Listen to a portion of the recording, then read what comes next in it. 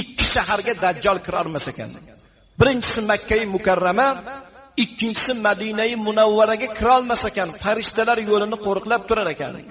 Ko'proq yahudiylar dajjalning orqasidan ergashligi, ko'p odamlar iymondan ajralib qolishligi, shunaqangi karomatlarni ko'rsatish, odamlarni yo'ldan urish, ko'pchilik odamlarni aldaydigan vaqt dajjal chiqqan paytda sodir bo'lar ekan. Dajjal ham yer yuziga kelar ekan.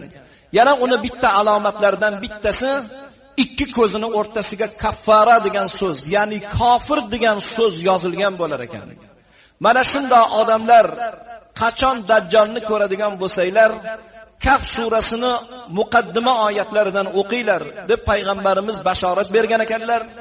Ayrim rivoyatlarda marhamat qilinadiki, qachon dajjalga yo'liqqan paytinglar, bilinglarki, Kaf surasini oxiriga